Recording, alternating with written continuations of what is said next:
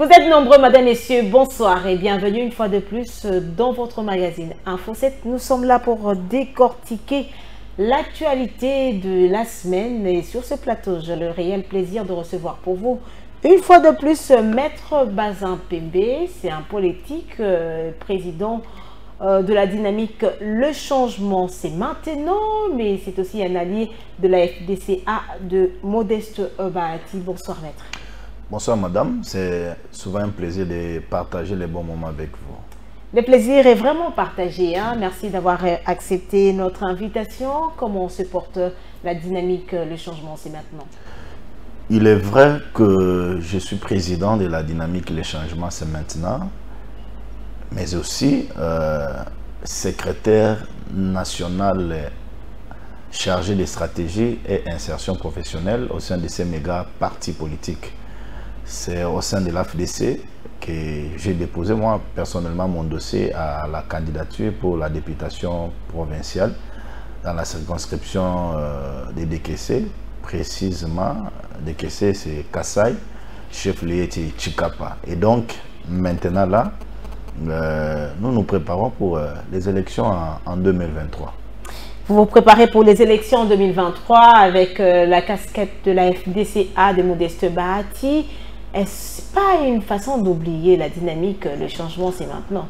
Je ne peux nullement raisonner sur ce point, d'oublier dynamique, Le Changement, c'est maintenant. Parce qu'on vous voit plus apparaître un peu avec cette casquette de évidemment, la FDCA. Évidemment, j'apparais trop dans les médias, même les actions sur terrain, avec l'emblème de l'AFDC.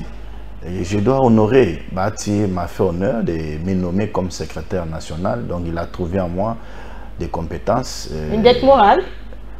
Pas une dette morale, mais je suis appelé à servir ces beaux partis parce que je trouve, lorsque vous lisez les projets des sociétés de l'AFDC, lorsque vous lisez ces statuts, même les règlements d'ordre intérieur, je ne sais pas s'il y a un parti politique en République démocratique du Congo qui égorgerait vraiment des valeurs qui sont dans ces statuts. Et je préfère servir au sein de Et que deviennent les membres de votre dynamique? La dynamique pour laquelle vous vous êtes vraiment battu. Au début, vous avez eu sur terrain, par-ci, par-là, cherché à implanter la dynamique. Et que devient maintenant le membre? Nous avions fait notre adhésion au sein de l'AFDC. Et même les camarades de la dynamique, Le Changement, c'est maintenant. Je suis avec eux. Dans l'AFDC du professeur sénateur Modeste Bahati. Et quelles ont été donc les motivations qui ont conduit la dynamique Le Changement, c'est maintenant, d'adhérer dans la plateforme AFDCA?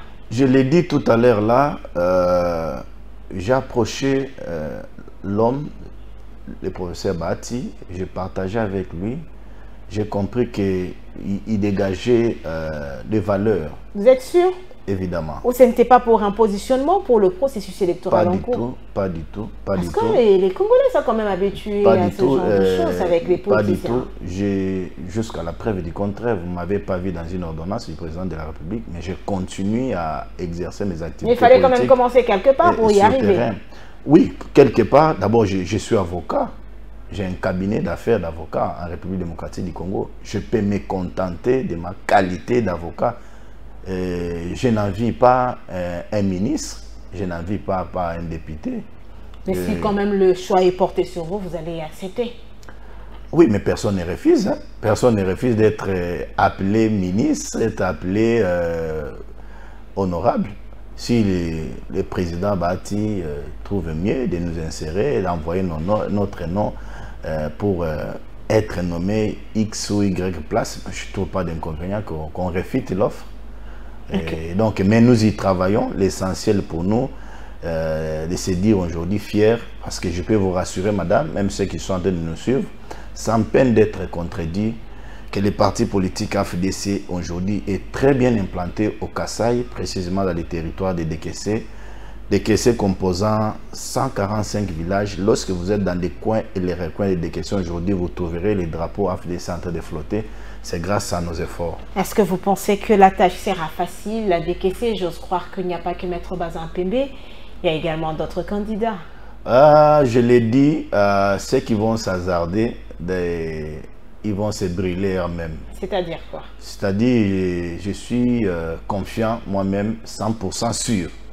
Dans les territoires. 100% sûr, je peux vous confirmer. Loin de moi l'orgueil. On se rappelle quand même de ces 100% sûrs. Vous vous rappelez avec Kabila Kabanga, Raïs 100% sûr. Et après, le résultat était contraire. Kabila est venu avec les mensonges, mais moi je peux vous rassurer que si vous arrivez à décaisser... Non, mais c'est quand même des affirmations graves, des mensonges. Évidemment, il est venu avec mensonges. C'est un ancien président de la République qui a géré la RDC. Quand même. Je pense que je ne l'ai pas offensé. Je ne l'ai pas offensé. Non, mais c'est quand même dur. Fort dire qu'il est venu avec des mensonges. Je peux démontrer. Okay, je peux démontrer, madame. Vous pouvez vous rappeler cette histoire de la révolution de la modernité à Kinshasa. J'ai fait un saut à Lumbashi. J'étais à ma chambre d'hôtel. J'ai regardé une chaîne de la place. Je vis Kinshasa transformé. Je me suis dit, waouh, une semaine à Lumbashi, ça c'est Kinshasa. Mais lorsque je suis arrivé à la place échangère, j'ai trouvé la même saleté lorsque je prenais route vers l'aéroport de Ndjili. Mais ce n'était pas le nouveau visage, la belle robe que devait revêtir Kinshasa comme entrée. Comme on le voit également quand on lance le projet, il y a toujours la maquette qu'on présente. C'était un slogan creux pour aveugler les Congolais. Et donc, j'ai tenté de dire, chez moi Dekessé, lorsque vous disiez aujourd'hui, mais certains Denguessé qui sont en train de nous suivre vous diront, en tout cas, ce gars-là, c'est un garçon à féliciter. Il n'a pas fait. Madame, vous y êtes allé juste pour des ambitions politiques. Si vous arrivez chez moi, je n'aime pas trop parler de moi, vous trouverez que j'ai satisfait quand même ce peuple. Il y a une route de dessert agricole, une route bitumée de 85 km aujourd'hui. Vous voulez parler de l'œuvre de Maître Bazin Pembe? 100% Maître Bazin Pembe. Vous avez des moyens. Hein? Vous trouverez, bon, je l'ai dit, si ce sont des sacrifices. Je suis un jeune, j'ai besoin d'avoir des roulés carrosses à Kinshasa, d'avoir une belle veste. Mais ce sont des sacrifices, madame. Vous trouverez un marché moderne, c'est Maître Bazin Pembe. Et une route de 85 km. Pour des ambitions politiques, oui, pour des ambitions politiques. Mais ce sont les œuvres qui vont rester. Hein. Ce sont les œuvres qui vont rester. Il faut poser de tels actes. Ou pour acheter en quelque sorte les consciences des paisibles citoyens. Acheter des consciences, c'est fort, mais nous devions travailler. Nous n'attendons pas que les gouvernements fassent non, mieux. Mais on est quand même habitué à ces discours. Les politiciens, ils viennent toujours comme ça. Bon, avec la nouvelle génération que nous sommes en train de porter, madame, vous pouvez être rassuré que nous ne sommes pas dans la démagogie. Nous sommes dans les réalismes politiques. Oui. Maître Bazin Pembe. Oui, je suis dans les réalismes politiques personnellement. Bien, nous sommes là. Nous poserons toujours des questions dans l'avenir. Vous allez enquêter. Madame, messieurs, place à présent au premier dossier de notre rendez-vous de la semaine.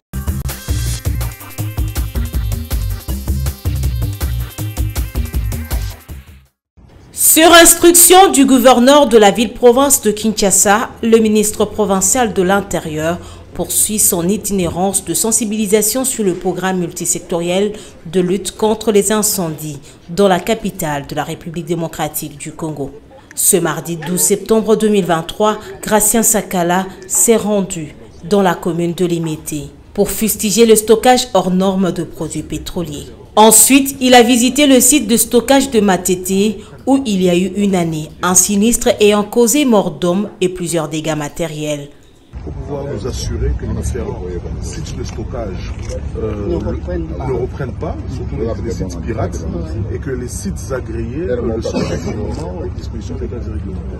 Donc nous avons fermé quelques sites du côté de l'unité là-bas, et puisque le chef de l'État, son Excellence Félix Antoine Tshisekedi, était personnellement passé ici pour s'enquérir de la situation naturellement en France, nous avons pensé qu'il était important de venir voir dans quel état le site se trouve.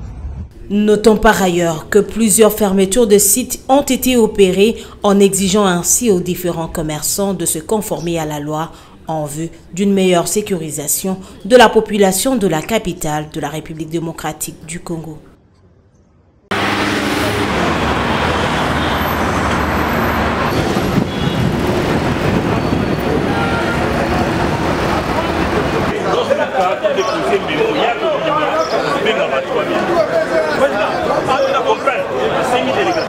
On a eu le temps de parler avec IGT. Il ne peut pas prendre la décision parce que ce n'est pas lui qui engage. c'est pas lui. Lui, il constate. Comme il a constaté nos revendications, il a jugé bon que le vendredi, qu'on puisse retourner ici. Parce qu'on doit être sur la même table avec le dirigeant SNEL et nous, le journalier. Donc il y aura 3 parties. Il y aura IGT, il y aura la partie SNEL et il y aura la partie journalier. Et c'est par là que nous allons dégager de pistes de solutions pour en finir une fois pour toutes en ce qui concerne le dossier journalier, qui a autant duré au sein de l'entreprise. Et nous voulons voir clair et de l'autre partie va nous expliquer, on va partager avec eux, il y aura toujours une solution à l'amiable qui va se dégager. Mes respects, Son Excellence, Monsieur le Président de la République, chef de l'État, Félix Antoine Tshisekedi Tshilombo. Nous demandons votre implication personnelle en ce qui concerne ces dossiers de journaliers. Ça, autant duré à la SNEL. Plusieurs journaliers qui sont ici, qui sont dans le réseau, qui maintiennent le réseau SNEL. Excellence, regarde notre cas. Nous sommes tes enfants.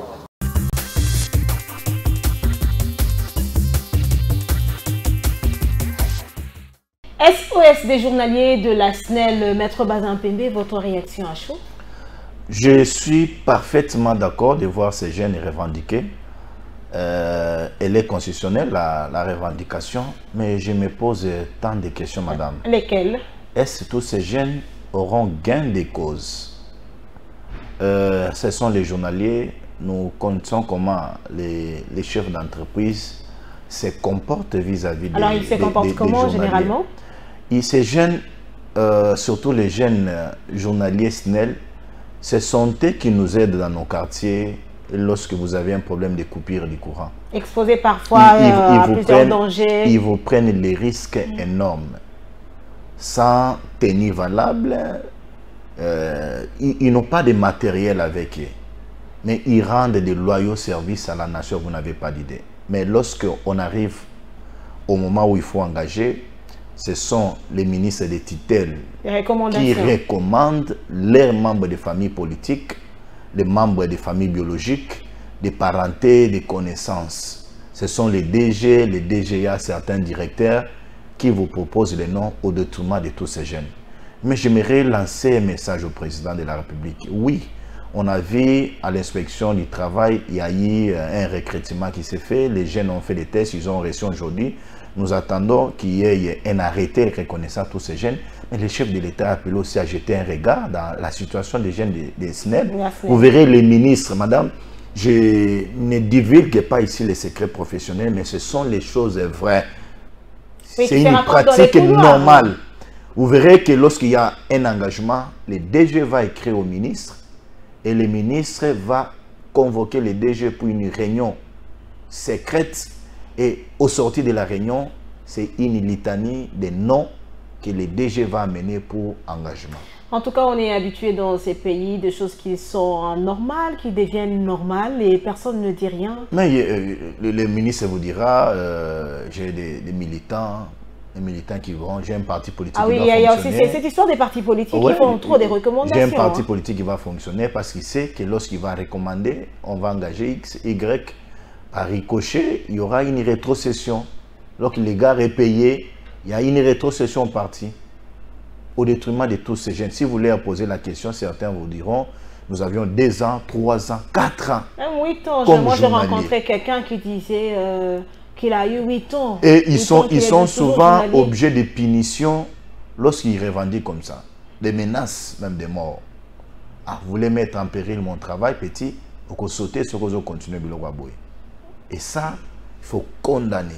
Et alors, que faut-il faire aujourd'hui pour que ces jeunes rentrent réellement dans leurs droits, que lorsqu'ils font déjà face aux menaces, face à plusieurs pressions pour lui demander d'arrêter, de ne pas manifester, qu'est-ce qu'il faut faire aujourd'hui pour... D'abord, lorsque vous lisez la loi, les codes du travail, il y a une période qu'on appelle la période d'essai.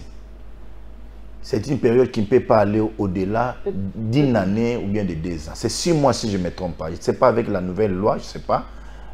certains vont nous corriger lorsqu'ils sont en train de suivre l'émission. Mais lorsque quelqu'un fait une année dans une entreprise comme journalier, c'est d'office, madame. La loi vous dit d'office, il doit être engagé. Et donc, moi, je peux que demander à nos frères que je viens en train de réclamer, de leur demander de continuer avec la pression et de saisir les autorités compétentes par les voies de correspondance. Ne nous limitons pas qu'aux revendications pareilles. Ils doivent écrire, réserver copie même au président de la République. Mais est-ce que ça va arriver jusqu'au président de la République? Ça, c'est une autre situation aussi. Ah, oui. Il y a des gens qui se plaignent, qui écrivent au président de la République, mais ça n'arrive jamais. Non, le chef a des conseillers, il a un directeur de cabinet. Espérons que lorsqu'ils vont écrire, ça va arriver et il y aura une suite qui leur seront réservées. Et aujourd'hui, ce n'est que les journaliers de la SNEL, mais ce sont des cas qui se trouvent un peu dans plusieurs entreprises. C'est partout. De gens qui travaillent sans contrat, de gens qui sont là, qui passent des années, qui ne sont jamais reconnus, qui continuent à être de journaliers. Madame, il y a une pratique qui a érigé maison. Lorsque quelqu'un travaille 4 mois, 5 mois, 6 mois, 7 mois, qu'est-ce que font les autorités, certains chefs d'entreprise? Ils renouvellent ces contrats qu'ils appellent la période d'essai pour qu'ils ne tombent pas dans les coups de la loi. C'est une pratique aujourd'hui, surtout avec nos sœurs qui travaillent chez les Chinois, les Libanais, et ils en font tant. Et ils ont aujourd'hui certains Congolais qui sont leurs conseils, je parle des conseils des avocats, ils les conseillent dans le sens, ah, il a fait 6 mois, non, attention, il faut renouveler le document, sinon s'il dépassait une année, là vous serez obligé de l'engager comme travailleur. Et là, ce sont des Congolais, hein, et puis, font des choses comme ce sont des Congolais qui le font. Et vous verrez aussi, pour certains qui ont fait une année, 2 ans, 3 ans même, lorsqu'ils vont aller au-delà, consulter un cabinet d'avocats, l'avocat va saisir l'inspection du travail et certains inspecteurs vont au-delà même de commencer à collaborer avec tous ces employeurs et au détournement même des Congolais. C'est pas quand même une preuve de l'absence de l'État congolais, comme on le dit. Il faut l'admettre. Oui, parce que c'est l'absence de l'autorité de l'État. Oui, dans un pays qui se respecte, on ne peut pas quand même vivre de choses comme ça, quand on voit même des étrangers qui viennent, qui ne se soumettent pas à la loi, à l'esprit de la loi. Madame, la moindre des choses... Et le gouvernement est là, l'État congolais est là, il ne dit rien. La moindre des choses, c'est d'interpeller l'État. Ça s'appelle absence de l'autorité de l'État. Et un autre phénomène, c'est la sous-traitance. Il y a des gens qui s'en plaignent. En République démocratique du Congo, aujourd'hui, la sous-traitance est légale. La sous-traitance est légale, il faut le reconnaître. Mais comment ça se passe? Les abus dans les abus qui sont dans la sous-traitance, c'est là où il faut décrier. Je n'ai pas avec moi la loi sur la sous-traitance, sinon j'allais relever certaines incongruités qui sont dans cette loi, même certaines pratiques aujourd'hui que nous trouvons dans les chefs de certains qui sont sous cette sous-traitance. Nous avons une autorité, la respect, si mettons par l'autorité des régulations de la sous-traitance en République démocratique du Congo, c'est M. Miguel voilà, qui est dans ces domaines-là. Il faut aussi reconnaître que là, il y a à boire et à manger. Il y a l'argent là-bas, madame. Ah bon, il y a l'argent là-bas? Oh là là, madame. Comment ça? Il y a l'argent. Expliquez-nous. L'argent, parce que c'est lui qui a le pouvoir de contrôler certaines entreprises qui sont sous la sous-traitance. Je prends un cas, vous verrez dans les mining aujourd'hui, il y a les sociétés de sous-traitance qui viennent travailler.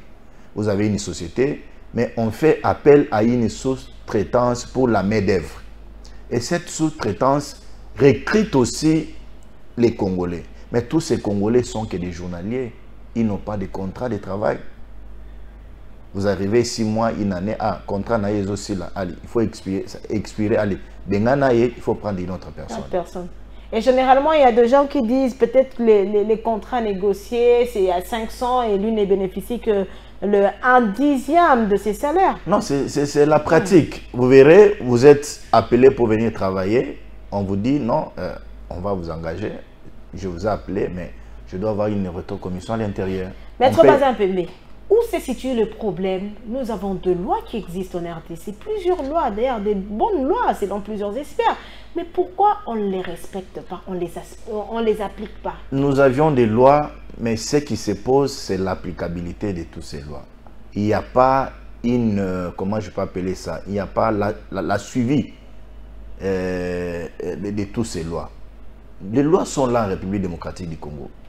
Vraiment, nous sommes un pays, nous avons l'arsenal des lois ici en République démocratique du Congo, mais il n'y a pas de suivi. Il n'y a pas de suivi et les gens se contentent dans les missions qui ne produisent pas. Vous verrez un ordre de mission pour aller contrôler des sous-traitants. Mais lorsque vous arrivez, on vous paye vos frais d'émission, vous êtes à l'hôtel, vous faites un rapport fantaisie bidon et l'autorité se contente de ces rapports. Et même s'il y a des rapports qui sont produits, qui sont bien élaborés, parfois on ne jette même pas un coup d'œil. On ne les jette pas un coup d'œil et l'autorité... Ils sont placés dans les armoires. Oui, ils se contentent à lire, ok, comment a été la mission, si c'est bon chef, nous avions travaillé, on a fait ceci, patati, patata, mais pas de suivi. Aucun rapport dans les conseils des ministres sur les missions qu'on a larguées sur le terrain. Madame, Messieurs, nous prenons ce deuxième dossier, mais ça va nous permettre également de parler de la situation avec la compagnie Congo Airways.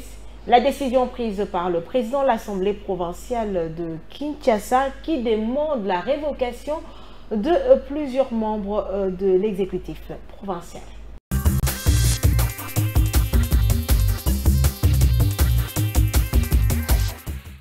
La cérémonie de ce jour, qui marque la prestation de serment des hauts magistrats, nommés le 17 juillet 2020 et le 15 août 2023 par votre autorité, revêt un intérêt particulier car elle traduit la volonté de votre Excellence de poursuivre sans désemparer les réformes entreprises au sein de l'appareil judiciaire congolais pour la construction d'un véritable État de droit. Aussi est-il vrai de rappeler que les femmes et les hommes que vous avez choisis de porter sur les cimes de la magistrature auront donc la lourde charge de veiller à la consolidation de l'état de droit dans notre pays. Ainsi, cette cérémonie tire son fondement dans les dispositions pertinentes ci-après. L'article 69, in fine, de la Constitution, tel que modifié à ce jour par la loi numéro 11/002 du 20 janvier 2011. L'article 149, alinéa 3 de la Constitution telle que modifiée à ce jour, en ce qu'elle concerne en premier lieu le peuple congolais, au nom de qui la justice est rendue sur l'ensemble du territoire national. L'article 13, alinéa 3 de la loi organique numéro 06/020 du 10 octobre 2006 portant statut des magistrats, lequel dispose: le magistrat nommé ou désigné à la Cour de cassation, au Conseil d'État ou au parquet généraux près ses juridictions prête serment devant le président de la République. Le terme du serment prévu à l'article 5 de la loi organique du 10 octobre 2006 précité sont les suivants. Je jure de respecter la Constitution et les lois de la République démocratique du Congo et de remplir loyalement et fidèlement, avec honneur et dignité, les fonctions qui me sont confiées. Excellence, Monsieur le Président de la République, chef de l'État et magistrat suprême, avec l'expression de nos hommages renouvelés. L'article 82, alinéa 1er de la Constitution, vous reconnaît la prérogative de nommer, de relever de leurs fonctions et, le cas échéant, de révoquer par ordonnance les magistrats du siège et du parquet sur proposition du Conseil supérieur de la magistrature. Et donc ce n'est pas une bonne nouvelle qu'un journaliste aille en prison. Je ne voudrais pas m'exprimer sur le fond du dossier parce que je n'ai pas d'éléments sur le volet judiciaire, et vous savez que dans le cadre de la séparation du pouvoir, je ne suis pas au courant de ce qui s'est fait. Mais ce que nous faisons, nous le faisons avec vous, vous le savez, depuis les premières heures. Nous suivons les dossiers de manière régulière. Je suis en contact avec les équipes d'actualité.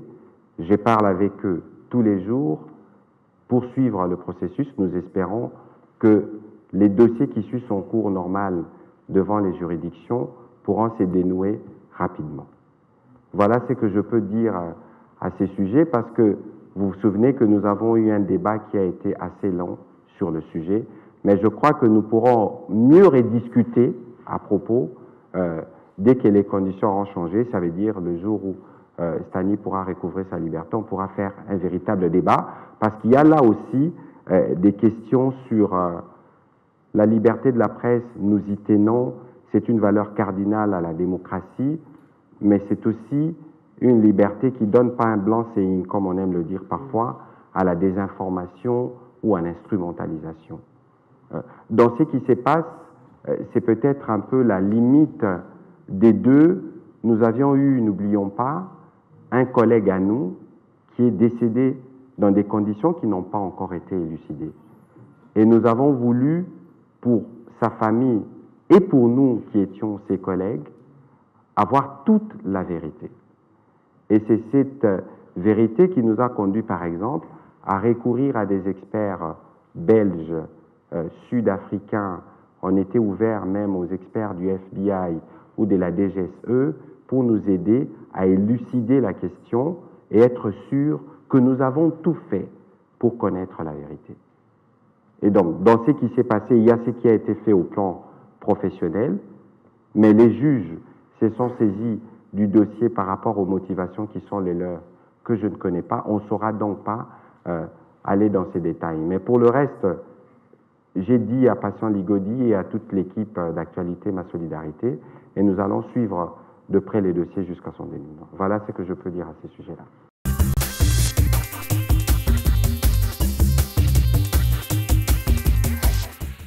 Pour incompétence notoire, l'Assemblée provinciale de Kinshasa exige donc du gouverneur Gentini Ngobila la révocation des quelques membres de l'exécutif provincial en délai 72 heures. Il s'agit donc des ministres de Finances et Économie, du directeur général de la DGRK, directeur général de la Direction générale de publicité extérieure, ministre provincial de l'Intérieur, et de la commissaire générale en charge de l'environnement. À défaut de cette sanction, une session extraordinaire sera donc convoquée. À cet effet, souligne la correspondance du président de l'Assemblée provinciale de Kinshasa, Maître Bazin Pembe.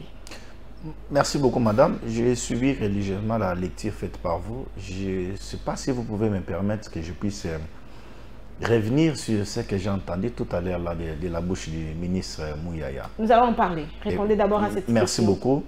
La correspondance de Godet tombe à un moment convenable.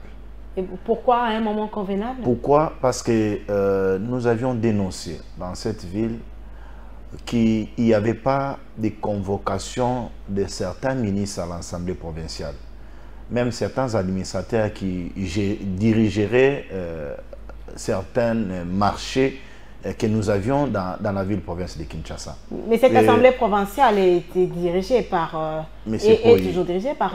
évidemment, sur le plan, le monsieur avait un problème avec le gouverneur de la ville. Nous avions vu l'assemblée provinciale les déchoir et il a saisi les instances judiciaires. La Cour constitutionnelle l'a réhabilité et même aussi le Conseil d'État. Et donc, devant les arrêts de la Cour, on s'incline.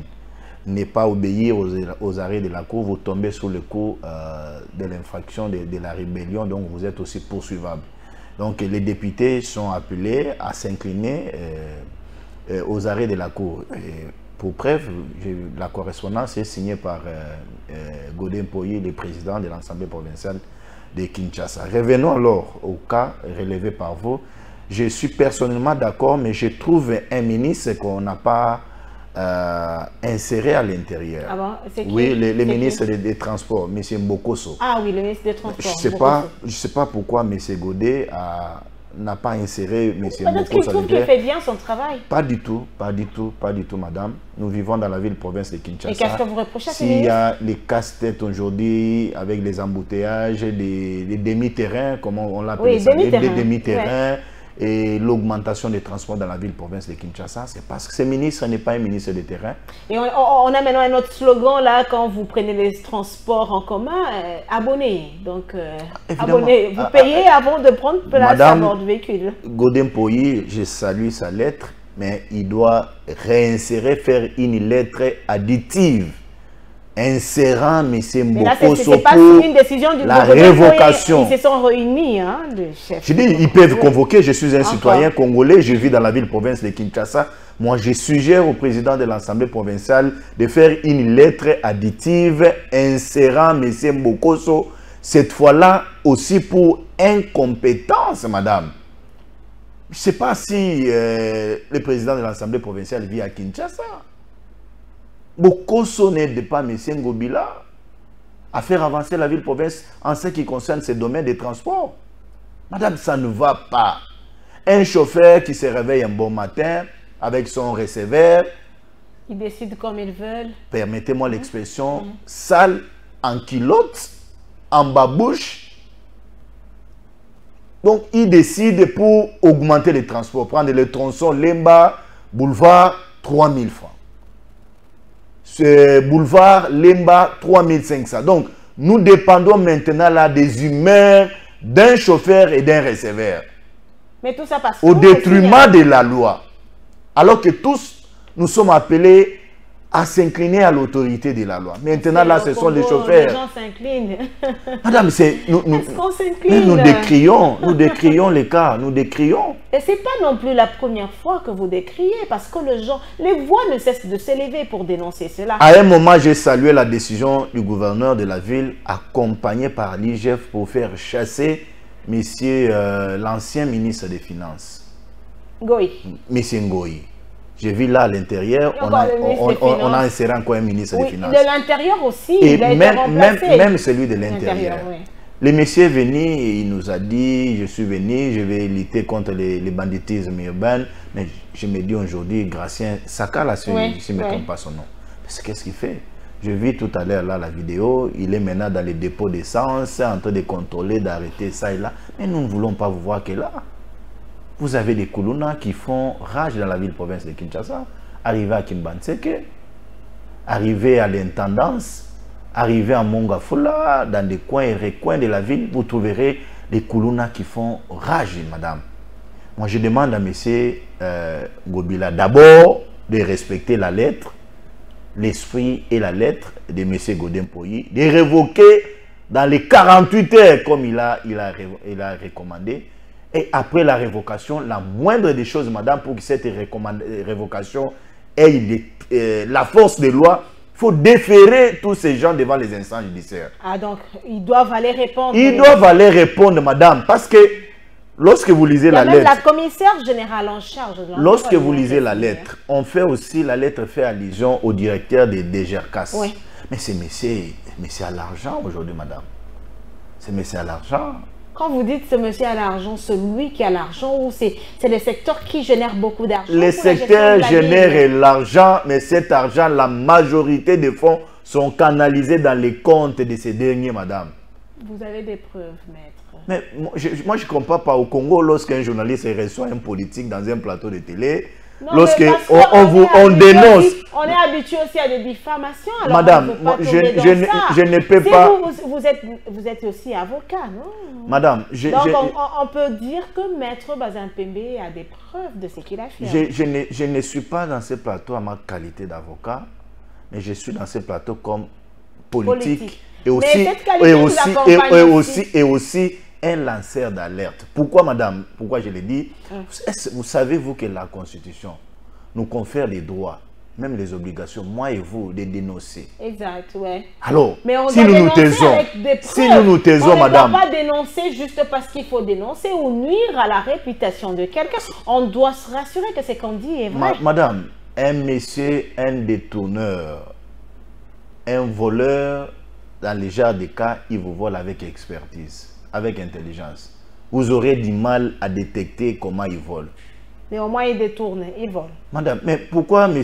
Mpoyi a fait cette lettre? Sûrement qu'il a eu certains éléments probants qui l'ont poussé à convoquer une réunion je ne sais pas si c'est une réunion de présidents élargie aux rapporteurs et aux consorts, et pour qu'il fasse cette lettre. Ok, Maître Bazin-Pembe, vous avez voulu réagir aux propos du ministre de la Communication, Patrick Mouyaya, en ce qui concerne l'arrestation d'un journaliste, Stanley Boujakira.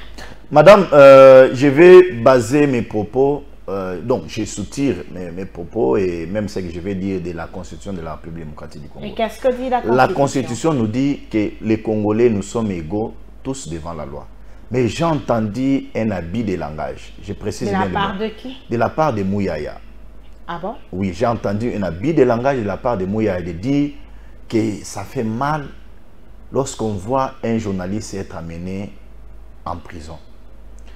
Quid alors de ces Congolais qui sont en prison, madame? Tous nous sommes égaux. Les journalistes, je vais vous expliquer. Je sais que vous êtes journaliste, ça peut vous choquer. Vous n'êtes pas au-dessus de la loi. Non. Tous nous sommes égaux devant la loi. Nous sommes égaux devant la loi. Vous avez eu vos assises. Comment vous avez appelé ça? Les états généraux de la presse. Jusqu'à la preuve du contraire, vous êtes encore en train de militer pour avoir la dépénalisation de la presse, des presses en République démocratique du Congo. Et donc, si un journaliste a commis une prévention, une infraction, qui voit dans le cadre de son métier, il y a des tribunaux de paix qui sont là pour juger la presse. Mais nous ne sommes pas encore arrivés là. Si je parle un langage de trop, lorsqu'il dit que ça fait mal de voir un journaliste aller en prison, alors tous ces Congolais qui sont aujourd'hui à la prison de Makala, qui sont à la prison de Ndolo, qui sont à Boulouo et qui sont à Ngenga, madame, c'est ce qui trompe les journalistes congolais. Monsieur Boujakira, je ne sais pas, Boujakira, si je prononce bien son nom, madame, il est arrêté parce qu'il y a eu les indices sérieux de culpabilité à sa charge. Ces indices ont été tirés d'un faux rapport qu'il a mis à la place publique. Le rapport a été publié dans son compte Twitter et le rapport a été aussi publié dans les journaux de Jeune Afrique parce qu'il est le correspondant d'ici. Et ces rapports mettaient en cause l'ANR, qui est un service de renseignement de la République démocratique du Congo. Madame, est-ce que c'est sérieux qu'un journaliste, pour besoin de ternir l'image de toute une nation, si je peux en finir, oui. Pour besoin de ternir l'image de toute une nation, pour besoin de ternir l'image des institutions, du président de la République, va concevoir, se fabriquer un rapport et coller ce rapport à l'ANR. Alors que l'ANR dit, ce n'est pas mon rapport, madame. Et lorsqu'on arrête les journalistes, vous voyez les gens se réveiller de gauche à droite, la liberté de la presse est mise en mal en République démocratique du Congo, et vous suivez les organisations des droits de l'homme crier, dire, libérer, nous tendons vers les élections. Alors, quid de l'image de la nation ternie par les journalistes pour satisfaire à certains qui sont candidats président de la République? Ah, non, Maître Bazin-Pembe, vous êtes en train de dire que c'était pour satisfaire à certains candidats qui sont... Certaines personnes qui sont candidats. Certains éléments à ma possession font état que ces journalistes étaient en connivence avec certains directeurs de cabinet de certains prétendants candidats présidents de la République. Et ils bavarderaient sur ces rapports, madame. Mais un journaliste donne des informations qui sont vraies. Stanley Boujakira n'a pas commencé quand même ce travail aujourd'hui. Il a quand même cette conscience professionnelle. C'est là que certains journalistes sont quand même pour cette solidarité professionnelle. Madame, je ne doute pas ici la certification des informations de M. Boujakira. Je ne doute pas de Tchamala. Je ne doute pas. Mais moi, je suis là par rapport à ces faux et à l'infraction des faux bruits puni par l'article 199 de notre code pénal congolais. Alors, Maître Bazin-Pembe, comment peut-on expliquer cela? Il n'y a que le camp du régime qui certifie que c'était un faux, et de l'autre côté, on pense que ce n'est pas ça. Finalement, on ne sait pas qui dit vrai dans cette situation. Madame, si nous voulons aller dans les terrains des droits, les faux signifient l'altération de la vérité. Les faux signifient l'altération de la vérité. On suppose qu'il y a un vrai, il y a aussi un faux. Alors, l'ANR conteste Mordikis que c'est un faux. Que Boujakira nous prouve les vrais rapports. Que Boujakira nous prouve les vrais rapports. Parce que la moindre des choses serait que ces rapports émanent des services. Mais les services contestent, madame. il a eu ces rapports où c'est dans l'intention, moi je parle de l'intention de l'Animous Nukendi, de nuire au gouvernement congolais, de nuire au régime Tshisekedi. Il va nuire pour quel objectif? Vous parlez des intentions, mais quel est l'objectif? Madame, pour Stanley Boujakira, qui est un journaliste, l'objectif c'est de dire à la communauté nationale, internationale, que la mort de l'honorable Chéribin Okende viendrait... Et quels sont les bénéfices du régime? Oh, madame, il s'en tire des bénéfices. Il s'en tire des bénéfices. Boujakira travaille quand même madame, avec nous sommes à une période... Il travaille avec, parfois, il publie les trucs du président de la République, il est toujours avec les membres, aujourd'hui, des personnalités qui sont dans les régimes. Madame Noëlla, nous sommes à une période électorale. Il faut faire à tout prix ternir l'image du gouvernement en place. Mais pour faire voir aux Congolais, si je peux finir, faire voir aux Congolais que ce régime, c'est un régime sanguinaire, c'est un régime qui ne respecte pas les droits de l'homme, c'est un régime qui bafoue certains fondamentaux que nous retrouvons dans les droits universels. C'est ça la logique, madame. Et vous verrez cette histoire récupérée par certains journalistes aujourd'hui aussi manipulés. Je ne sais pas si ça peut choquer, mais madame, consommez ça comme tel. Je ne sais pas si ça peut choquer. Les bons avec moi, c'est parce que lorsqu'il y a la vérité, je n'hésite pas, je n'ai pas de gants. Mais finalement, madame, les bons, on a comme l'impression que les plus opposants ou les gens taillent maintenant le journaliste selon leurs obédiences. Lorsqu'ils disent des choses qui sont selon votre obédience, là, ils sont bien, ils font bien leur travail. Hein, madame Noëlla, nous avions perdu un être cher, député de Sirkwa, un père de famille. Oui, un père de famille. Il a laissé aujourd'hui une femme. Et les enquêtes sont en cours. Et selon certaines informations... merci beaucoup. J'ai appris que M. Boujakira, avec ses avocats, ont introduit une demande de la liberté provisoire. Et cette demande a été examinée. Les juges ont compris que ce n'était pas l'occasion de l'accorder une liberté provisoire parce qu'il y avait les indices sérieux à sa charge. Mais en tout état de cause, nous demandons à la justice d'aller avec ces dossiers jusqu'à la fin parce que c'est l'image désacralisée de notre pays que nous sommes en train de voir aujourd'hui. Maître Bazin Pembe, avant de prendre un autre dossier, un mot, vous avez vu, il y a eu des magistrats qui ont prêté serment après la mise en retraite et la révocation de certains magistrats par le président de la République, Félix Tshisekedi. D'abord, il faudra ici saluer la révocation de certains magistrats. Je suis moi-même, madame du palais. Je peux vous dire qu'il y a encore à boire et à manger dans notre appareil judiciaire. Et le président de la République n'est toujours pas satisfait du travail. Même la majorité des Congolais ne sont pas satisfaits du travail qui produit aujourd'hui certains magistrats. Je vous ai dit, je suis du palais. Vous avez la vérité, mais cette vérité est monnayée, madame. Mais pourquoi les magistrats ne sont pas d'accord avec les numéros qui ont été mis à la disposition de la population? Bon, moi, je n'ai pas les numéros avec moi, mais j'ai salué l'initiative du procureur général près la cassation de mettre tous ces 3 numéros à la disposition de la population. Mais cette initiative fâche certains. Madame, n'en déplaise à eux, ça ne nous regarde pas. Nous, on se conforme. Les dossiers du parquet, c'est un dossier du procureur général de la République. C'est lui le patron de la justice. Et selon vous, comment voyez-vous la réaction de ceux-là qui ne sont pas d'accord? Ils seront punis.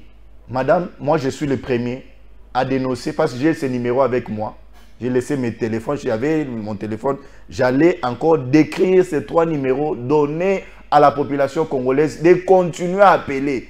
Mais cette fois-là, il faut interpeller les gens qui sont en train de réceptionner ces messages. Ils doivent avoir l'amabilité, la fidélité, la loyauté de traduire correctement les messages qu'ils reçoivent des paisibles citoyens congolais aujourd'hui, victimes de certains magistrats véreux qui sont à la quête des moyens au détriment de la vérité. C'est la justice qui élève une nation, mais si les magistrats ne sont pas en train de pratiquer leur serment, madame, ça fâche. Madame, messieurs, un autre dossier dans notre rendez-vous de la semaine et on se retrouve juste après pour un autre débat.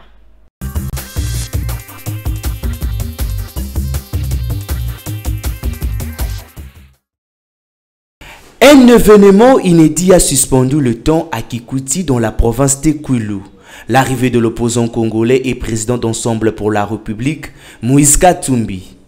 Comme vous pouvez les remarquer en image, comment la population a réservé un accueil chaleureux au chairman.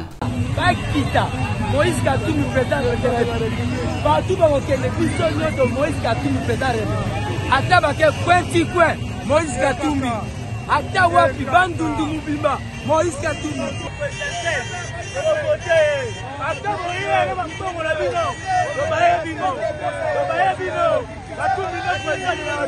Sans se contenir, la population de Bandundu a témoigné son souhait de porter son choix sur la personne de Moïse Katumbi au sommet de l'État.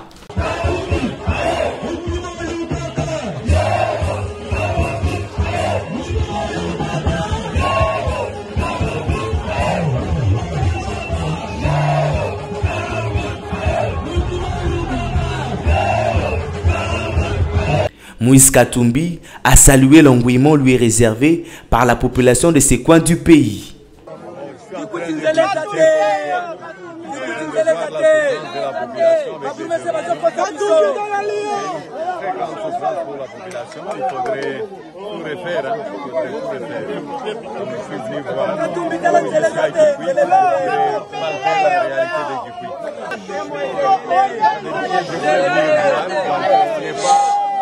On n'est pas en période de campagne, je suis venu redynamiser le parti et visiter quelques chantiers aussi, voir qu'est-ce qui ne va pas du Et quelle impression que vous avez eu de Kikwit? Je voudrais remercier la population de Kikwit d'abord. Malgré la pluie, ils ont bravé la pluie. Et on est à Kikwit, on va continuer à visiter d'autres chantiers, voir aussi d'autres problèmes de Kikwit. Toujours à Kikwiti, après le meeting, Moïse Katumbi a visité le quartier Kazombi, menacé d'être rayé de la carte à cause des érosions.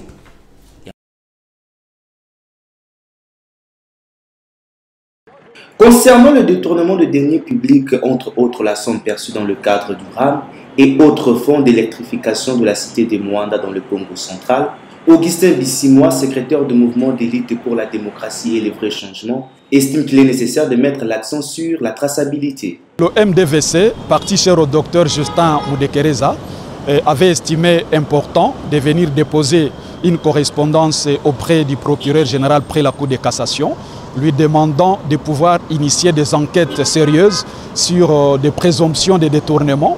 Nous avons pu évaluer et initier, n'est-ce pas, on a trouvé qu'il y avait près de 3 dossiers qui sont flous, notamment les 350 millions de dollars perçus indûment dans le cadre de RAM. Nous avons estimé qu'il était important qu'ils puissent faire des enquêtes pour savoir plus sur la traçabilité. Il y a également 6 millions de dollars qui avaient été décaissés pour achat de poissons en Namibie. Il y a aussi 10 millions de dollars qui étaient décaissés en 2021 pour électrification de la cité de Moanda.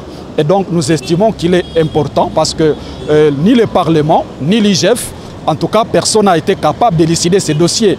Et il ne nous reste que le procureur de la Cour de cassation qui puisse arriver, n'est-ce pas, à faire des enquêtes sérieuses de manière à pouvoir comprendre la traçabilité, n'est-ce pas, de ces fonds.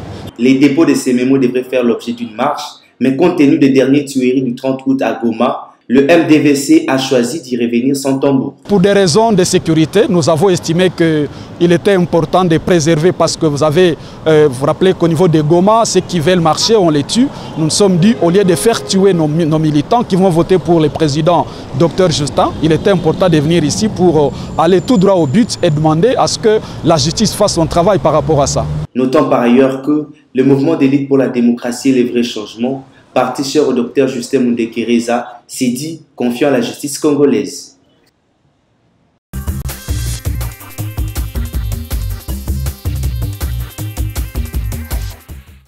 Maître Bazin Pembe, la situation avec la compagnie Congo Airways, comment est-ce que vous analysez ce qui se passe à un pays comme la République démocratique du Congo qui n'est pas en mesure d'avoir des compagnies d'aviation? Madame, moi personnellement, j'étais préjudicié par Congo Airways le lundi. J'ai compté me déplacer pour une audience quelque part. Mais en route vers l'aéroport, j'ai reçu un message que le vol a été annulé. j'étais obligé de faire des gymnastiques de gauche à droite. Et annulé, pourquoi on n'a pas donné les raisons? Non, ils ont donné les raisons qu'ils n'ont pas des appareils. Ils n'ont pas des appareils. Et votre argent? Bon, je sais comment je peux récupérer. On ne bouffe pas l'argent d'un avocat comme ça, madame. On ne bouffe pas comme ça. Je sais comment je peux récupérer. Vous allez récupérer parce que vous êtes avocat, mais les autres Congolais, le paisible citoyen? Je dois récupérer parce que je sais bien protéger mes droits. J'en appelle aussi aux autres Congolais de savoir comment revendiquer. Un droit est droit lorsqu'on sait comment les revendiquer, madame. Et donc aujourd'hui, là, c'est déplacé à l'intérieur du pays. C'est vraiment compliqué. Madame, c'est décevant. On se griffe sur une compagnie qui n'est pas du pays. C'est décevant de voir une nation comme la République démocratique du Congo manquer un appareil volant, madame. C'est choquant. Mais il y a un fait. Certains ministres, les chefs de l'État les a confiés des responsabilités, mais ils n'ont pas répondu à leur cahier des charges. Lesquels, par exemple? Congo Airways dépend d'un portefeuille en République démocratique du Congo. Ministre du Transport, ministère du Transport, il y a aussi celui du portefeuille. Madame. Posez la question à ces deux ministres, combien de fois ils ont visité les locaux de Congo Airways? Combien de fois ils ont visité les travailleurs de Congo Airways? Combien de fois ils ont eu des séances de travail avec les dirigeants de Congo Airways? C'est ça la responsabilité de certains ministres qui se limitent à tromper le président de la République avec leurs militants. Vous pouvez vous imaginer un ministre du portefeuille qui a une responsabilité énorme, madame. Elle vous prend 3 semaines. Elle a tenté de mobiliser ses bases pour les élections de 2023. Alors que Congo Airways... Vous étiez là-bas, non? C'est pas un problème d'être là. Moi, je suis congolais. Je vous ai dit ici que la Constitution nous donne la responsabilité de dénoncer certains méfaits, madame. Ah, c'est quand vous étiez là, vous ne dénonciez pas? Ah bon? Oui, madame, moi, je vous ai toujours dit que je suis Mpembenjale basé. Je n'ai pas... je n'hésite pas à parler devant votre langue dans la poche. Non, madame. Là où il y a la vérité... Madame, moi je suis... Donc vous voulez nous dire que Adel Kainda ne fait pas correctement son travail? Mais madame, lorsqu'un ministre, nous tendons vers la fin de son mandat, elle vous prend 2 semaines, elle abandonne la charge de l'État, elle priorise la redynamisation de son parti politique. Alors qu'il y a un président qui est en train de jouer l'intérim dans ses partis. Elle va dire quoi au Conseil des ministres, au président de la République? Mais elle a toujours quelque chose à dire. Elle va présenter au président Tshisekedi les images qu'elle a eues sur le terrain avec ses militants, que je vais vous accorder un 2e mandat avec ma base. Et puis non, cette situation, c'est pas ça la responsabilité. On a commencé à dénoncer ça depuis très longtemps. Ça fait quand même plusieurs fois. Moi-même, j'ai été victime, hein, pas une fois, pas 2 fois, plusieurs fois. Donc, vous allez voir, ce sont des gens qui courent dans tous les sens pour prendre place à bord de la compagnie qui n'est même pas de la RDC. Donc, tu arrives le matin à l'aéroport, on te dit que le vol a été reporté. On ne t'a jamais envoyé un message.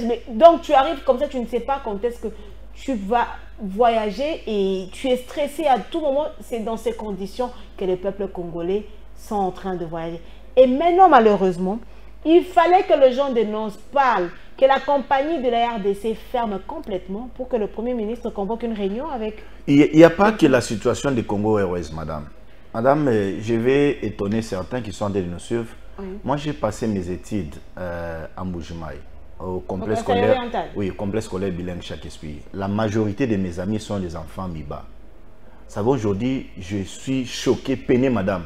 Lorsque j'entends un père, le père d'un ami, m'appeler pour me dire que je l'envoie 1 giga de Kinshasa parce qu'il veut parler avec un frère à l'étranger. Un travailleur MIBA. Et j'ai suivi les enfants des travailleurs MIBA en train de lancer un message au ministre du portefeuille pour lui dire tu dois notifier les DG qui ont été nommés. Oui, oui, depuis là, ils n'ont pas encore commencé le travail. Et la dame, posez-la la question. Moi, je n'ai pas un problème avec elle, madame. Posez-la la question. Elle est ministre du portefeuille. Combien de descentes elle a effectuées pour voir à quel état MIBA est aujourd'hui? Et les parents ont eu du mal même à organiser la rentrée scolaire de leurs enfants. Et ça, la moindre des choses a trompé le président Félix. c'est de dire, Monsieur le Président, 2023, c'est vous candidat président de la République. Regardez mes militants. Mais la responsabilité vous confiée par Tshisekedi, vous êtes incapable de répondre à certaines tâches. Des personnes qui ont été nommées pour la gestion de la MIBA, vous pensez que le président de la République n'est pas au courant? Non, mais moi, j'ai suivi une déclaration des enfants MIBA, madame. Oui, c'est ce que je dis. Est-ce que le président de la République lui-même n'est pas au courant? Madame, le président n'est pas appelé à s'informer de certaines choses. Mais, non, mais il doit aussi faire quand même suivi. Il a des conseillers, non? Madame, il a des conseillers. Bon, ce que je peux vous dire, c'est décevant, désolant. Il n'y a pas que j'ai parlé, il y a Congo Airways, il y a la MIBA, il y a l'ONATRA. Les concessions de l'ONATRA aujourd'hui sont vendues. En tout cas. Par des ministres en fonction, avec des contrats que la RDC ne se retrouve même pas là à l'intérieur. Même l'ONATRA ne se retrouve pas. Félix avait promis des contrats 50-50 gagnant-gagnant. Madame, mais c'est une réalité. C'est une réalité. Mais le président l'a promis. Les gens que Tshisekedi, président de la République, a confié des missions, ce sont eux qui sont en train de le trahir aujourd'hui sur le terrain. Oui, mais pourquoi la parole, on dit la parole du président est sacrée? Alors, si c'est là le cas, nous sommes à une session. Les députés, depuis les 15, ils ont regagné déjà l'hémicycle. Moi, j'en appelle aux députés, même si c'est une session budgétaire, madame, j'en appelle aux députés de convoquer certains ministres. Papa, nous sommes au sein de l'Union sacrée, même si on a bouffé un ministre ici de l'économie, si on bouffait notre, les faire partir, je ne vois pas de quoi nous allons perdre. C'est le Congo qui va gagner. Aujourd'hui, même pour avoir un passeport en RDC, c'est tout un problème. Mais le ministre est là. Pour un passeport en RDC, mais finalement... J'aurais appris qu'on avait une machine. Oui, cette machine est devenue obsolète. Moi, je connais des gens qui ont fait déjà plus de 2 mois, 3 mois. D'autres ont déjà reçu leur ticket, leur carte. Mais qui n'ont jamais obtenu leur... passeport. Certains sont bloqués ici, mais on est où? Alors, madame... On est dans les pays de Félix Tshisekedi quand même. Madame Noëlla, on est à la fin du mandat du président de la République. Il faut les reconnaître que Tshisekedi a manifesté une bonne foi énorme. Et je le dis toujours, il a été une bénédiction pour nous. Nous avons intérêt de les renouveler mandat. Mais il y a certains ministres, madame, après ce mandat ici, même les seconds mandats, il faut les déférer devant la justice, madame. Nicolas Kazadi fait chaque fois Miabi. Mais il descend en Bujimaï. Donc Nicolas ne peut pas descendre voir à quel état Miba est. Relancer Miba. On a fini le mandat de Félix Antoine Tshilombo Tshisekedi, on n'a pas relancé la Miba. Et ça, même si on va le voter encore, c'est choquant. Madame, c'est compliqué quand même avec. C'est choquant, madame. C'est choquant. Nous avions été en Bujimaï, on a grandi en Bujimaï, madame. Nous avons vécu des bons moments, madame. Moi-même, je suis enfant Miba. Mais aujourd'hui, je suis arrivé récemment à Bujimaï, mais madame, c'est chaotique. Ouais. Vous voyez les belles maisons que nous voyons à l'époque, madame, Ville Miba, que nous appelons Ville Miba. Madame, aujourd'hui, c'est regrettable. C'est regrettable. En tout cas, on pense que le président de la République, quand il est venu, il avait quand même accordé une attention à cette société. La société minière de Bakwanga a servi plusieurs personnes aujourd'hui. Moi, je constate que le chef de l'État n'a pas un vrai rapport de ce qui se passe. La société MIBA, il n'a pas un vrai rapport de ce qui se passe avec ONATRA, même aussi avec Congo Airways. Et le chef de l'État est trompé. On fait des faux rapports au président de la République. On avait promis d'acheter quand même des avions. C'est pas où on est arrivé avec la promesse. C'est pas où on est arrivé avec la promesse. En tout cas, ça n'honore pas la RDC. C'est un pays, un grand pays avec autant de richesses. Oui, les richesses, les Congolais ne le voient pas, mais c'est quand même un pays béni avec autant de richesses. On n'a pas d'avion. Pour avoir un passeport, c'est compliqué. Plusieurs sociétés sont délaissées, abandonnées, alors que ce sont des sociétés de l'État. En tout cas, ça n'honore pas les pays. Madame, messieurs, on prend un autre dossier et on se retrouve juste après.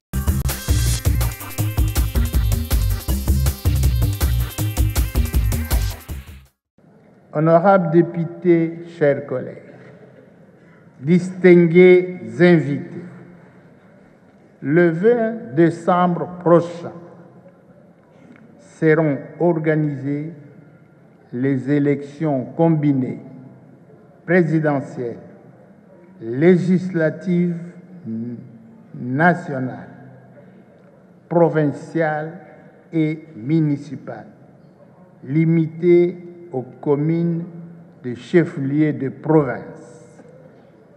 À cet effet, le Parlement de la République a doté la CENI des instruments juridiques nécessaires à l'organisation des élections dans les délais constitutionnels. Il s'est agi notamment de la loi organique portant organisation et fonctionnement de la CENI, de la loi portant organisation des élections présidentielles, législatives, nationales, provinciales, urbaines, municipales et locales, et de la loi sur la répartition de sièges. Je forme le vœu de voir la CENI continuer de tout mettre en œuvre pour que les prochaines élections soient à la fois libres, inclusives et transparentes. Avec la publication par la CENI des listes provisoires des candidats aux élections législatives et la convocation de l'électorat à l'élection présidentielle et aux élections provinciales et municipales, il ne fait plus l'ombre d'aucun doute que celles-ci auront bel et bien lieu à la date prévue. Fini les vacances parlementaires, les sénateurs ont repris le chemin de l'hémicycle du Palais du Peuple. Le président du Sénat, Modeste Bahati Lukwebo, a solennellement ouvert cette dernière session de la législature en cours en présence de plusieurs autorités civiles et militaires. Modeste Bahati Lukwebo a rappelé que cette session essentiellement budgétaire s'ouvre conformément à l'article 126 de la Constitution. Dans son discours, le speaker de la Chambre haute du Parlement a épinglé tous les domaines de la vie nationale, de l'économie au social, en passant par la politique et la sécurité. Pour éviter l'amenuisement continu du pouvoir d'achat de la population, je souhaite que le budget 2024 soit adopté en tenant compte de la conjoncture économique dont les tendances inflationnistes auront sensiblement accru et le taux de change du franc congolais au-delà des prévisions face aux monnaies étrangères. Les élections présidentielles, législatives, provinciales, urbaines, municipales et locales sont prévues à la fin de cette année et en début de l'année prochaine. J'émets le vœu de voir le gouvernement continuer à décaisser à temps les fonds prévus pour permettre à la CENI d'organiser des élections justes, transparentes, démocratiques et apaisées. Modeste Bahati Lukwebo a par ailleurs rendu hommage au chef de l'État Félix-Antoine Tshisekedi pour l'application de la gratuité de l'enseignement de base et la gratuité de la maternité rendue possible aujourd'hui à travers le programme de couverture santé universelle. Il a également souligné que l'ouverture de cette session ordinaire coïncide avec la Journée internationale de la démocratie, d'où son souhait de voir les acquis de la démocratie être préservés en RDC.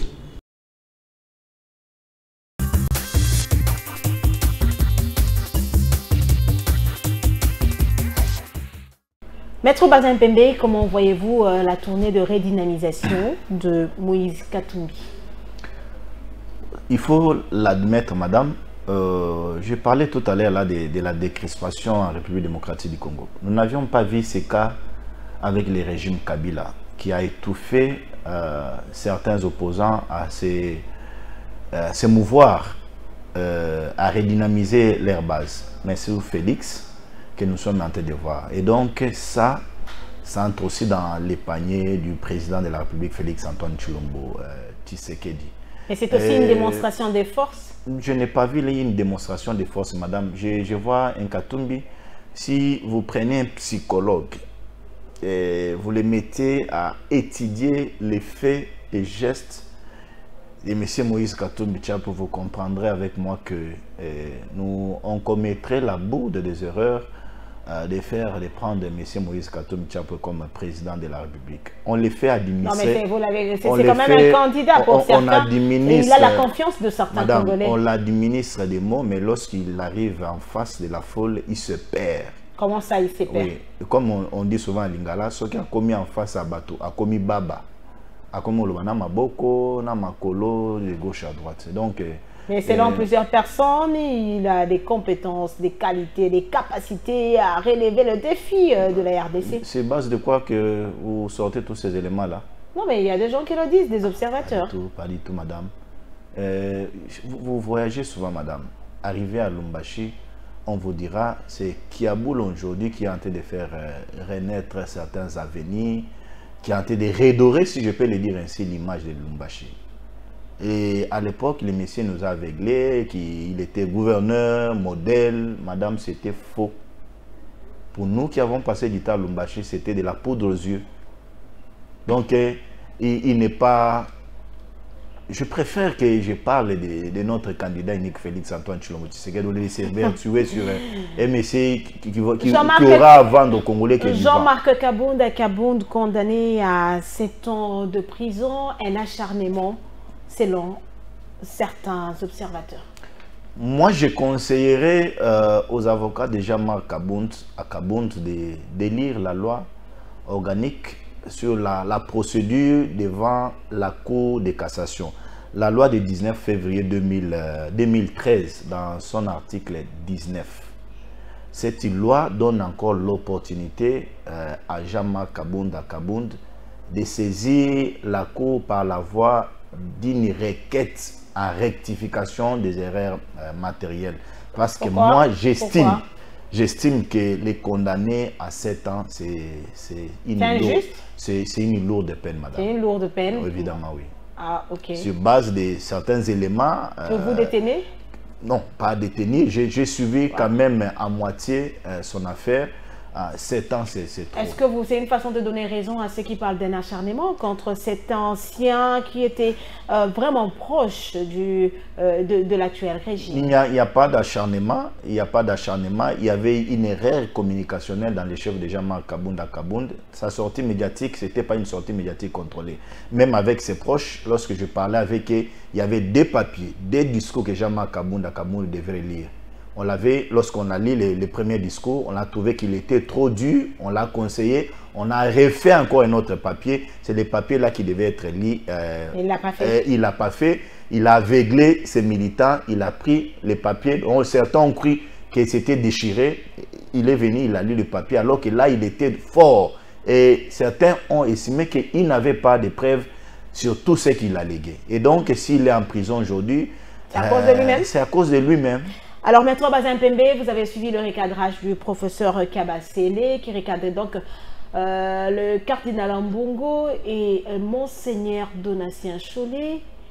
Et alors, comment est-ce que vous avez accueilli ces révélations de ce professeur qui dit notamment que l'Église catholique, ce n'est pas seulement Monseigneur Donatien Cholet et puis le cardinal Ambongo?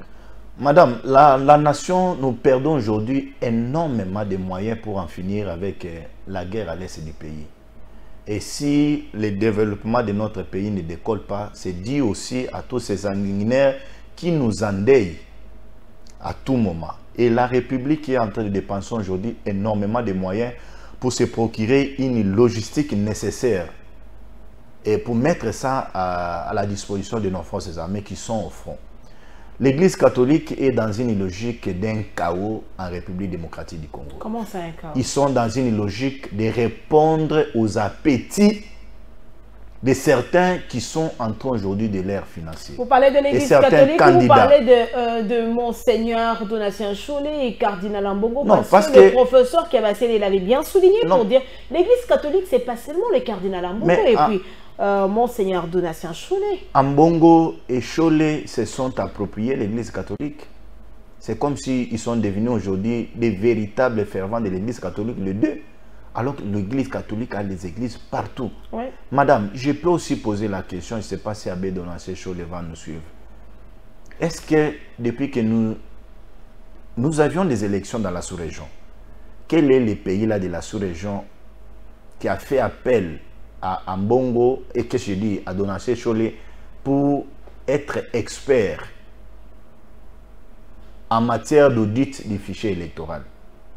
Mais comment d'un bon matin comme ça, Mbongo peut se réveiller et dire non, je dois aller auditer les fichiers électoraux, alors que nous avions une loi dans ces pays.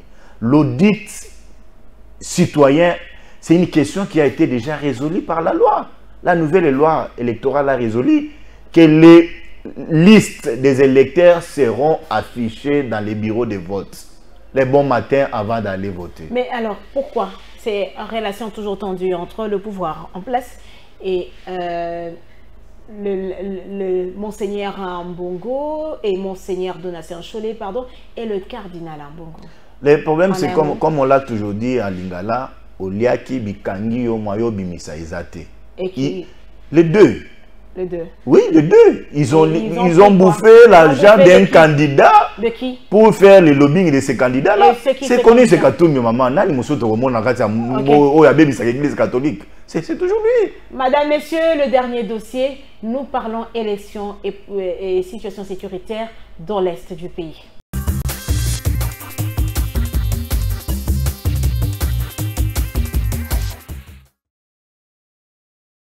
Encore une fois, le gouvernement de la République démocratique du Congo étant préoccupé par l'instabilité qui règne dans la partie est du pays, revient sur l'évolution de cette situation précaire au travers du volume 2 du livre blanc.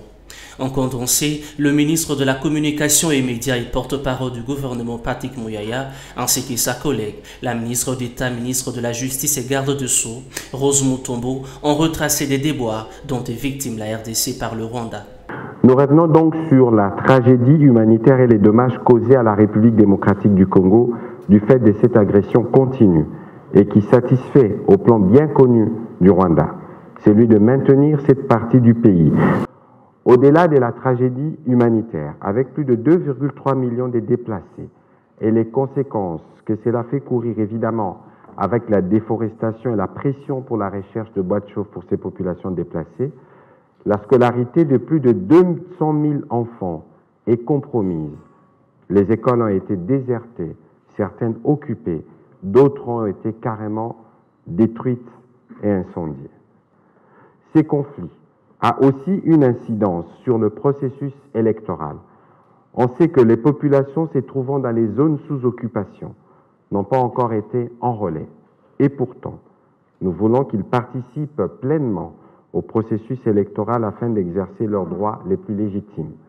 Les candidats aux élections législatives de cette partie du pays n'ont pas encore pu à ce jour déposer leur dossier de candidature à la CENI. Peignant le tableau sombre sur la situation sécuritaire du pays, Patrick Muyaya évoque d'énormes pertes sur le patrimoine et sur les infrastructures. Les dommages causés sur le parc du Virunga, patrimoine protégé de l'humanité, sont incalculables et peuvent nécessiter, d'après les experts, une bonne dizaine d'années pour sa réparation. Plus de 14 éco-gardes ont trouvé la mort du fait de la dégradation de la situation sécuritaire. Les activités économiques autour du parc ont été totalement perturbées, occasionnant des pertes évaluées entre 40 et 60 millions de dollars américains. Des projets d'infrastructure, y compris celui de la construction de la route Bunagana-Goma, sont plombés. Rien qu'avec le poste frontalier, principalement de Bunagana et d'Ichacha, c'est plus d'1 million de dollars américains de manque à gagner chaque mois. Pour sa part, la ministre d'État, ministre de la Justice et garde de Sceaux, Rose Mutombo, a donné la quintessence du livre blanc qui est à son 2e volume. Le livre blanc, c'est un document de plaidoyer. C'est vrai, on va sur plusieurs fronts. Il y a le front diplomatique, il y a le front judiciaire, mais il y a aussi le plaidoyer qu'on doit faire, puisqu'on doit faire passer le message à tous les niveaux. Dans ces livres, on essaye de délister certains crimes qui sont commis dans les conflits armés. Et cela nous permettra, au moment opportun, d'avoir certaines preuves qui peuvent nous avancer pour asseoir les différentes plaintes que nous avons déposées au niveau des différentes juridictions. Le ministre de la Communication et Médias, Patrick Mouyaya, a par ailleurs souligné l'engagement du gouvernement par le président Félix Tshisekedi à en finir avec l'insécurité malgré la mauvaise foi du Rwanda.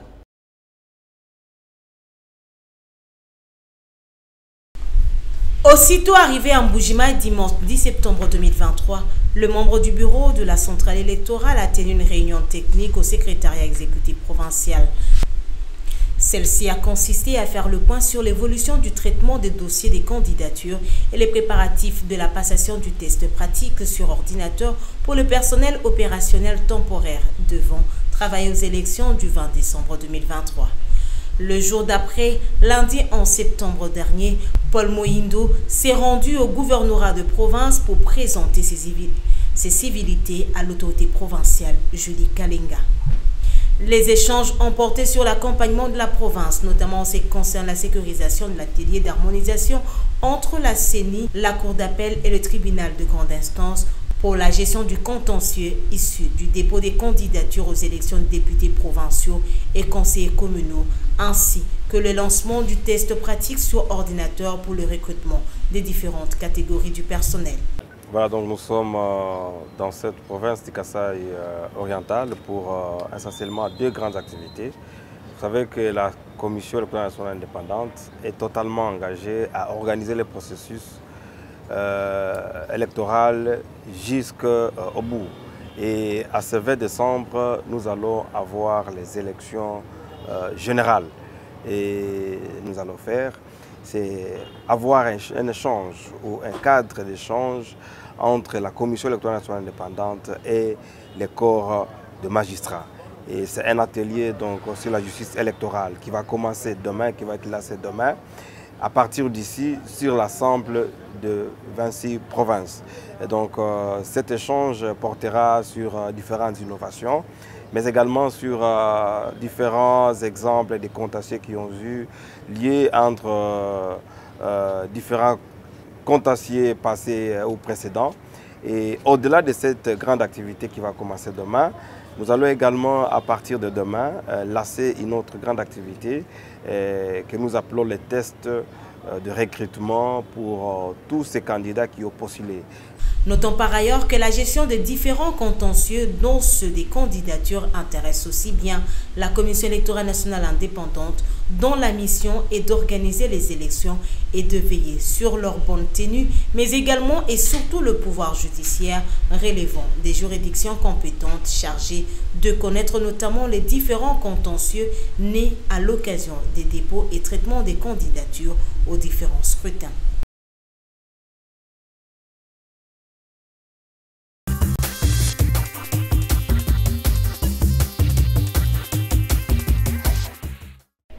C'est une dernière session pour cette législature. C'est vrai, les Congolais attendent les élections, bien sûr, le 20 décembre 2023. Maître Bazin Pembe, qu'attendez-vous de parlementaires et cette dernière session qui s'est donc ouverte le 15 septembre? D'abord, j'aimerais profiter de vos micros, madame, pour remercier ce grand homme. Lequel? Qui est venu avec un slogan: redorons l'image du Sénat de la République démocratique du Congo. Et il l'a fait. Et aujourd'hui, lorsque vous posez la question à certains travailleurs du Sénat du Congo, ils vous diront que Batu Lukwebo, c'est un Mundele, mais Azana Poso Mohindo, madame. Vous le dites parce que vous êtes membre de son parti, c'est ça? Pas du tout. Il faut féliciter. Mais les contraires venant de vous avez l'opportunité. Madame, non. Ah, personne ne me dira le contraire, madame. Et aussi féliciter certains députés qui ont travaillé, mais il faudra aussi l'admettre. Lesquels vous ont marqué? Personnel, c'est qu'ici, les députés de l'Équateur ici, Thomas Lokondo et aussi Chéribin Okende. Ah, vous, il n'y a que les morts qui vous ont Il faut reconnaître le travail de ces deux députés. Les restes, nous tendons vers les élections. Ils seront sanctionnés. Il n'y a que le 2 sur les 500 députés. Mais le Kondo était égal à lui-même. Le Kondo était égal à lui-même. Qui Chéribin, il faut le reconnaître qu'à un moment, il a voulu Déraillé, mais il s'est ressaisi. Bon, la mort, c'est un chemin de tous. Un paix à son âme, madame. Donc, je ne vois pas là un député que moi, Bazin, je peux m'hasarder à féliciter. Donc, ce sont les gens... Et même au niveau provincial, personne ne vous a... Ici à Kinshasa, Personne. Je ne vois personne. Donc, il n'y a personne. Je ne vois personne, madame. Alors, dites-nous, qu'est-ce que vous attendez de cette dernière session qui est essentiellement budgétaire, mais nous approchons les élections. Donc, moi, j'attendais des deux présidents des deux institutions l'assurance sur les élections. Et là, je suis personnellement convaincu qu'il y aura des élections en 2023 et au mois d'octobre ici, les députés seront libérés parce qu'ils seront en train de faire leur campagne pour être réélus. Et donc, je me contente de ça. Je demande, je réitère encore mes propos, demander au gouvernement de mettre les moyens nécessaires à la disposition de la CENI pour que nous ayons les élections libres, démocratiques, transparentes en 2023. Et les coins qui n'ont pas encore enrôlé jusqu'à ce jour, il y a quoi, l'état de siège dans les deux provinces, la province de l'Ituri et du Nord Kivu. Nord Kivu, c'est choquant, madame. Il n'y a pas que cet état de siège. La sécurité aussi. Nous perdons aussi en termes d'impôts.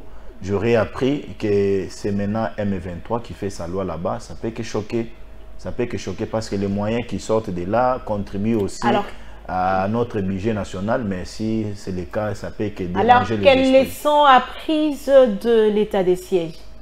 Bon, l'état si des maintenant, sièges, comme vous le dites, c'est les M23 qui fait la loi là-bas. L'état des sièges a été évalué. Il y a eu une table ronde convoqué ici à Kinshasa. On attend toujours les résolutions. Nous attendons les résolutions du président de la République parce que c'est lui qui est le dernier citoyen, c'est lui qui a les derniers mots. Sa décision, je pense que c'est une décision qui va satisfaire la majorité des Congolais qui sont aujourd'hui presque désolés de tout ce qui se passe à l'est du pays. Maître Bazin Pembe, vous l'aviez dit qu'à l'Assemblée nationale, il n'y a que 2 députés qui vous ont vraiment rassuré, qui ont fait correctement leur travail et paix à leurs âmes. Est-ce une façon d'interpeller déjà le peuple congolais pour un choix judiciaire? Ça, c'est une question pertinente, madame. En 2023, nous aurons élection. Certains nous ont trompés ici à Kinshasa avec des pannes, avec des moyens. Il est vrai que dans la nouvelle génération, aujourd'hui, il y a encore certains qui n'ont pas encore intériorisé la politique, qui ont pris les médias, qui ont pris la politique comme un moyen pour avoir l'argent. Mais il revient à ces peuples, conformément à l'article 5 de notre Constitution qui dit le pouvoir émane de ce peuple, de faire confiance à certains qui vont venir avec les bons discours. Nous voulons avoir cette Assemblée nationale de 2023 modèle, madame. Alors, Maître Bazin Pembe, à vous entendre parler, pouvons-nous aujourd'hui donner raison au député national Léonie Malimba qui le disait en son temps que personne ici, là, personne. Vous vous rappelez quand même de ses propos? D'abord, il a été le piètre des députés que nous avions jamais connu, celui-là que vous citez. Hein? Oui, intransigeant, vous n'avez pas d'idée.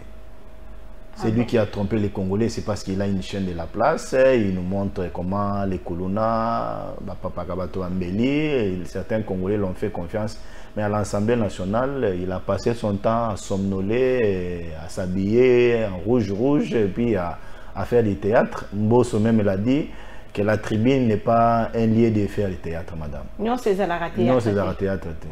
Alors, Maître Bazin Pembe, c'est complètement fini pour ce rendez-vous de la semaine. Quelle solution pour la paix dans l'Est du pays?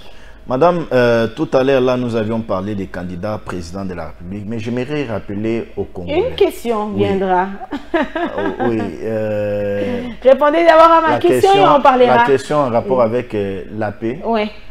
Oui, bon, nous avions une loi de programmation militaire aujourd'hui en République démocratique du Congo. L'incise sur l'achat des armes a été élaguée et nous avions un recrutement aujourd'hui dans l'armée. Il y a une bonne foi politique énorme dans les chefs du président de la République pour l'encadrement. Et Félix nous avait dit qu'il va considérer qu'il a réussi son quinquennat si la paix sera restaurée, notamment dans l'Est. C'était un langage, madame, mais je peux vous dire aujourd'hui que les chefs de l'État ne dorment pas. Il se bat mordicus pour rétablir la paix à l'Est du pays. Et ça, il faut les féliciter. Alors, un mot.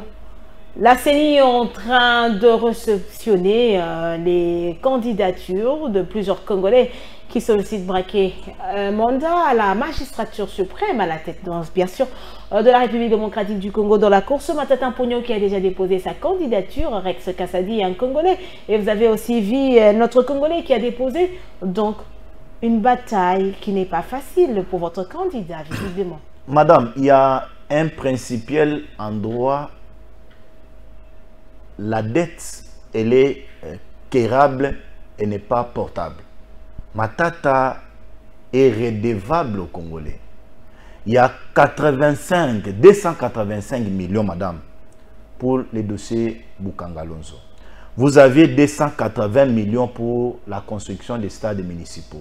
Ça, c'est toujours... Matata. 480 millions pour la fibre optique. Matata toujours. Vous avez 150 millions de dollars sortis pour la construction de 1000 écoles. Matata toujours. Matata. Vous avez 545 millions de dollars sortis pour achat de locomotives, la relance SNCC. C'est toujours Matata. Vous avez des millions de dollars pour la révolution des modernités. Toujours Matata, en charge de Matata.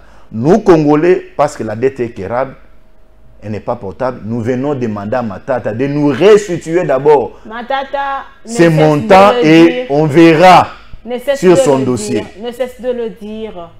Il n'a jamais touché un rang, ni pris un rang de Congolais. Il n'a pas pris un rang. Madame, il a géré, il a mis ça au service du peuple congolais. Nous allons les sanctionner. Matata, nous Congolais, nous allons les sanctionner.